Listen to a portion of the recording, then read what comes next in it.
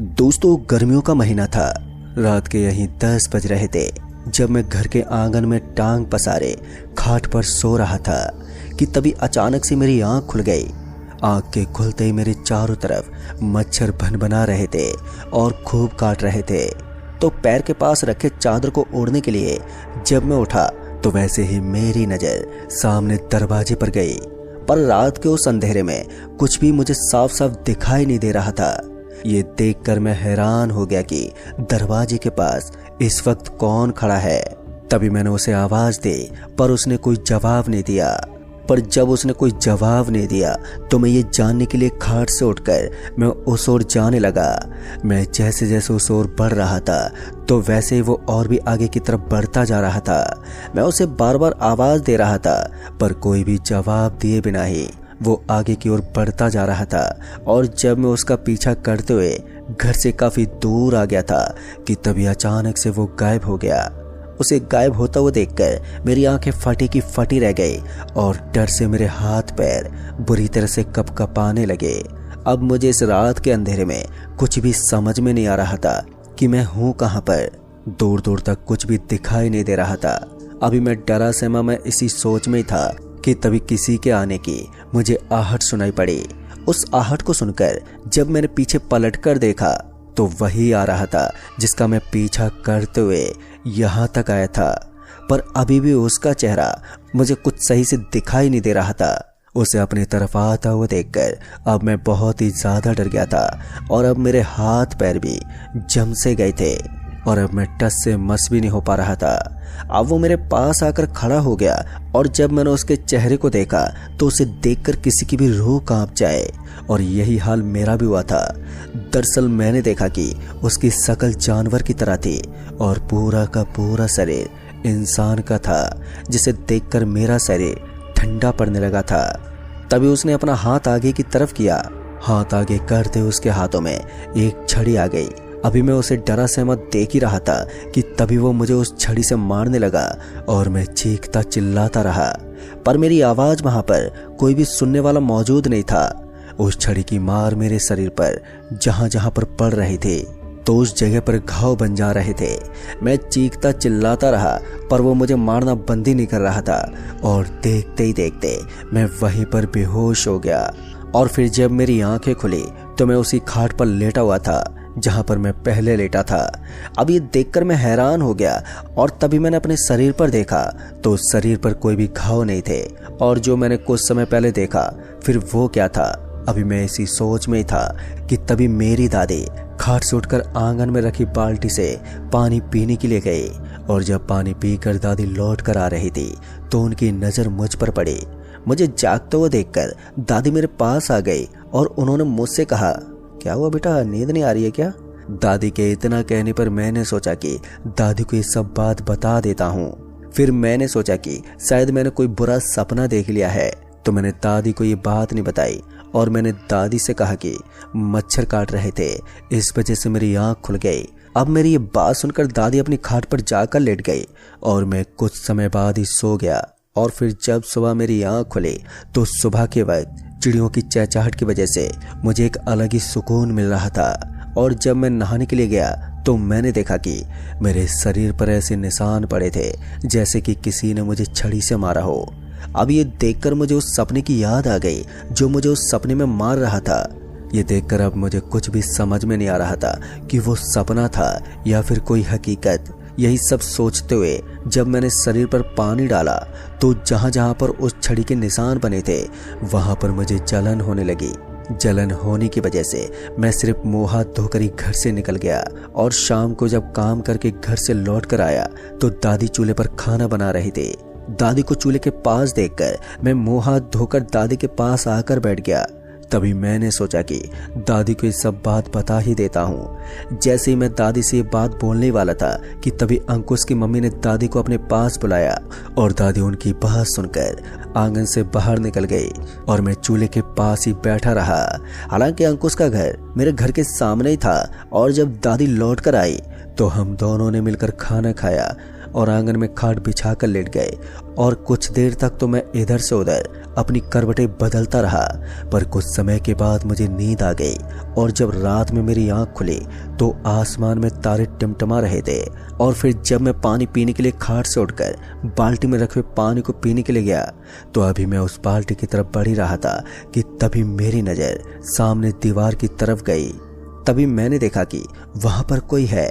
ये देखकर मैं बहुत ही ज्यादा डर गया था और उसे देखकर अब डर से मेरी आवाज भी नहीं निकल रही थी।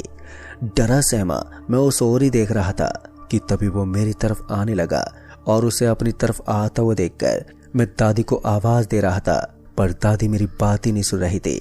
और देखते ही देखते वो मेरे पास आ गया और फिर जब मैंने उसे देखा तो उसे देखकर तो मेरी रूह कांप गई। दरअसल मैंने देखा कि ये तो वही था जिसे मैंने अपने सपने में देखा था, पर वो शायद सपना नहीं बल्कि वो सच था। अभी मैं इसी सोच में था कि तभी उसने मेरा पैर पकड़ लिया और मुझे घसीटते हुए लेकर वो जाने लगा। फिर मैं चीखता चिल्लाता रहा पर मेरी आवाज मानो कोई सुन ही नहीं रहा था। वो मुझे घसीटते हुए घर से कुछ दूर एक बरगद के पेड़ के पास लेकर गया और अचानक से ही वो गायब हो गया। और जब मेरी नज़र बरगद के पेड़ की डाल पर गई तो उसे देखकर एक पल के लिए मेरी जान ही निकल गई थी। दरअसल मैंने देखा कि बरगद के पेड़ पर मेरे ही जैसे कई लोग लटक रहे थे, पर किसी की भी आंखें नहीं थी, किसी का हाथ नहीं था तो किसी का पैर नहीं था और किसी का सर भी नहीं था। दोस्तों ये सब देखकर मैं बहुत ही ज्यादा डर गया था। अभी मैं उस डाल की तरफ ही देख रहा था कि तभी अचानक से वो सभी डेड बॉडियां हवा में तैरने लगी और जैसे मैं उठकर वहां से भागने वाला था तभी वो मेरे फिर से सामने आ गया। अब उसे सामने देखकर मैं वहीं पर जमसा गया था और तभी किसी ने मेरा पैर पकड़ लिया और जब मैंने अपने पैर की तरफ देखा तो जमीन के अंदर से हाथ निकला और वो मुझे जमीन के अंदर खींचने लगा। और वो अभी मुझे जमीन के अंदर खींच ही रहा था कि वो जो मेरे सामने खड़ा था वो मुझे देखकर हंस रहा था और उसकी हंसी भी एक अजीब तरह की थी। मैं अपना पाँव बहुत ही छुड़ाने की कोशिश करता पर मैं अपना पैर छुड़ा ही नहीं पाता। अब ये सब देखकर ये साफ जाहिर हो चुका था कि अब मैं जिंदा नहीं बचूंगा। और जैसे मैं जमीन के अंदर आधा गया कि तभी मेरी आंख खुल गई और आंख के खुलते मैंने जब अपनी नजर घुमाई तो मैं घर के आंगन में खाट पर लेटा था और मैं पसीने से पूरी तरह भीग गया और मेरी दिल की धड़कनें अब बहुत ही ज्यादा तेज हो गई थी, पर अभी भी मेरे हाथ पैर बुरी तरह से कांप रहे थे। ये सब देखकर अब मुझे कुछ भी समझ में नहीं आ रहा था कि मेरे साथ आखिर ये हो क्या रहा है। फिर मैं रात भर इधर से उधर करवटें बदलता रहा और इसी सोच में था कि मेरे साथ हो क्या रहा है। फिर इसी तरह पूरी रात बीत गई और फिर जब सुबह दादी उठी थी तो मुझे देखकर दादी ने कहा कि उठ अशोक। दादी के इतना कहने पर मैंने दादी को अपने पास बुलाया और दादी से पूछा, दादी भूत पिशाच सच में होते हैं क्या? मेरी ये बात सुनकर दादी ने कहा कि जिसकी अकाल मृत्यु हो जाती है वो भूत बन जाते हैं और उसकी आत्मा यहीं पर भटकती रहती है। अब दादी की ये बात सुनकर मैंने दादी को सारी बात बताई। मेरी बात सुनकर दादी हैरान हो गई। फिर उन्होंने कहा कि आज शाम को जब तुम काम से लौट कर आओगे तो गांव के सिंधी बाबा के पास चलेंगे। दादी की ये बात सुनकर मैं खाना खाकर काम की तरफ साइकिल लेकर निकल पड़ा। अभी मैं गांव से कुछ दूर ही गया था कि तभी सामने से आते हुए साइकिल वाले ने बताया कि आगे जो पुल है वो कल की रात को टूट गया है। और उस साइकिल वाले की बात सुनकर मैं वहीं पर रुक गया, जिस वजह से मैं काम के लिए लेट हो गया था। गांव से बाहर जाने का बस यही एक रास्ता था जो मैं गांव से बाहर जाकर काम करके शाम को घर आ जाया करता था। और अब गांव से बाहर जाना बहुत ही मुश्किल हो गया था और पता नहीं कब ये पुल बनेगा। यही सब सोचते हुए मैं घर पर लौट आया और घर पर लौटकर आते हुए देखकर मुझे दादी ने कहा कि क्या हुआ बेटा, वापस कैसे आ गए? दादी के इतना कहने पर मैंने दादी को सारी बात बताई, जिस पर दादी ने कहा कि अब काम करने के लिए गांव से बाहर कैसे जाओगे। दादी ये सब बोल ही रही थी कि तभी अचानक से मेरा सर घूमने लगा और मैं वहीं पर गिर पड़ा। फिर कुछ समय बाद मुझे होश आया तो मैं घर के अंदर खाट पर लेटा हुआ था और एक तरफ दादी थी जो मुझे देखकर रो रही थी और दूसरी तरफ सिंधी बाबा थे। बाबा को देखकर मैंने उन्हें प्रणाम किया। प्रणाम करते ही बाबा ने मुझसे पूछा कि तुम्हें कोई संदूक मिला था क्या? बाबा की बात सुनकर मुझे याद आएगी जब मैं काम कर रहा था तो मुझे एक छोटा सा संदूक मिला था और उसे अजीब तरह के धागों से बांधा गया था और उसके अंदर एक अजीब सी रोशनी आ रही थी। तो मुझे लगा कि संदूक के अंदर कुछ है। इस वजह से मैंने उस संदूक को खोला और संदूक के खुलते ही उसमें से वो रोशनी भी गायब हो गई, पर उस संदूक के अंदर कुछ भी नहीं था, जिस वजह से मैंने उस संदूक को वहीं पर फेंक दिया और फिर अपना काम करने लगा। दोस्तों, मेरी ये बात सुनकर बाबा ने बताया कि वो संदूक आम संदूक नहीं था, बल्कि उस संदूक के अंदर उस शैतान को कैद करके उसे दफन कर दिया गया था, जो मैंने उस संदूक को खोलकर उसे आज़ाद कर दिया और अब वो मुझे मारकर उस संदूक में कैद कर देगा और फिर उसके बाद वो गांव को बर्बाद कर देगा। अगर मुझे जिंदा रहना होगा तो मुझे आज की रात को उस शैतान को उसी संदूक में कैद करना होगा, क्योंकि आज की रात वो फिर से मुझे साथ लेकर जाएगा। पर किस तरह से लेकर जाएगा ये तो मुझे भी नहीं पता, पर आज की रात वो मुझे उस संदूक के अंदर कैद करने की कोशिश करेगा। अगर मैं उस संदूक के अंदर कैद हो जाऊंगा तो वो शैतान हमेशा हमेशा के लिए आज़ाद हो जाएगा और फिर उसके बाद वो शैतान इस गांव को शमशान बना देगा। दोस्तों, बाबा की बात सुनकर मैं हैरान हो गया कि मुझसे इतनी बड़ी गलती कैसे हो गई। तो मैंने बाबा से पूछा, बाबा मैं उस शैतान को कैसे उस संदूक के अंदर कैसे कैद कर सकता हूँ? तभी बाबा ने मुझे एक आईना दिया और कहा, ये कोई आम आईना नहीं है, इस आईने में मेरी वर्षों की तपस्या है, जिससे मैं किसी भी भूत या पिशाच को कैद कर सकता हूँ। पर यह शैतान तुम्हारे सपने में आता है तो मैं उसका कुछ नहीं कर सकता। अगर वो बाहर होता तो मैं उसे कैद करने की जरूर कोशिश करता, और अब तुम ही उस शैतान को संदूक में कैद कर सकते हो। पर मैंने जो आईना तुम्हें दिया है इसका सिर्फ एक ही बार उपयोग कर सकते हो, जब वो तुम्हें उस संदूक के अंदर कैद करने की कोशिश करेगा, और जब उस संदूक को खोलोगे तो वैसे ही तुम्हें उस शैतान के सामने ये आईना कर देना है। शैतान के सामने आईना आते इस आईने से एक रोशनी निकलेगी और वो उस शैतान को कुछ समय के लिए आईने में कैद कर देगा, और तभी तुम्हें उस आईने को उस संदूक के अंदर रख देना है। जैसे वो संदूक बंद होगा तो वैसे ही तुम उस सपनों की दुनिया से बाहर आ जाओगे और वो फिर से हमेशा हमेशा के लिए कैद हो जाएगा।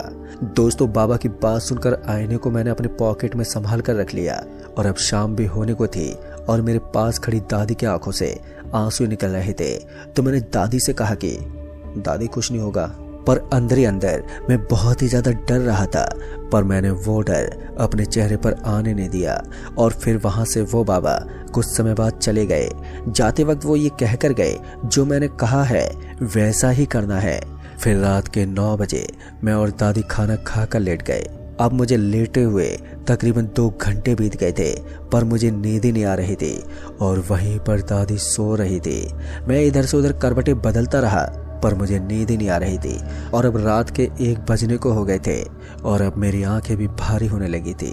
और फिर कुछ समय बाद मैं सो गया, और कुछ समय बाद जब मेरी आंख खुली तो मैं उसी बरगद के पेड़ के नीचे था। ये सब देखकर मैं समझ गया कि मैं सपनों की दुनिया में आ गया हूँ, और जैसे मैं खाट से उठकर बैठा तो वो शैतान मेरे सामने ही था। उस शैतान को देखकर मेरे रोंगटे खड़े हो गए थे, पर अब उस शैतान की शक्ल और भी ज्यादा भयानक हो गई थी, जिसे देखकर किसी की भी रूह कांप जाए। कि तभी उसने मेरा गला पकड़ लिया और मुझे उस खाट से उठाकर कुछ दूर फेंक दिया। वो तो अच्छा हुआ कि बाबा ने जो आईना दिया था वो टूटा नहीं। फिर मैंने अभी उस आईने को हाथ में लिया था कि तभी शैतान मुझे घसीटते हुए लेकर जाने लगा, और मैं चीखता चिल्लाता रहा, पर वो शैतान मुझे छोड़ ही नहीं रहा था। वो मुझे घसीटते हुए एक खंडर जैसी जगह पर ले गया और वहीं पर मुझे छोड़ दिया, पर उस शैतान की वजह से मुझे काफी चोट आ गई थी। फिर जैसे मैं खड़ा हुआ तो वैसे मुझे सामने से रोशनी आती हुई दिखाई दी। उस रोशनी को देखकर जब उसके मैं पास गया तो वो शैतान संदूक को खोलने के लिए वो मंत्र पढ़ रहा था, ताकि मुझे उस संदूक के अंदर वो कैद कर सके। उसे मंत्र पढ़ता हुआ देखकर फिर मैंने सोचा कि यही सही मौका है जो मैं उस शैतान को इस आईने में कैद कर सकता हूँ। फिर मैंने वैसा ही किया, उस शैतान के सामने जाकर उस आईने को कर दिया, और उस शैतान के सामने आईना करते ही वो शैतान बुरी तरह से छटपटाने लगा। वो शैतान बहुत ही कोशिश करता वहां से गायब होने की, पर वो आईना उसे कुछ करने ही नहीं दे रहा था। फिर देखते ही देखते वो शैतान उस आईने के अंदर कैद हो गया कि तभी वो संदूक खुला, और आईने में कैद होते ही मैंने उस आईने को संदूक के अंदर रख दिया। संदूक के अंदर रखते ही वो संदूक बंद हो गया कि तभी उस संदूक से एक रोशनी निकली जो बहुत ही तेज थी, जिससे मैंने अपनी आंखें बंद कर ली। और जब मैंने अपनी आंखें खोली तो मैं घर के आंगन में ही खाट पर था, दोस्तों अगर उस दिन बाबा ने मुझे वो आईना नहीं दिया होता तो शायद आज मैं जिंदा नहीं होता। तो दोस्तों इस कहानी में बस इतना ही। तब तक के लिए बाय एंड टेक केयर।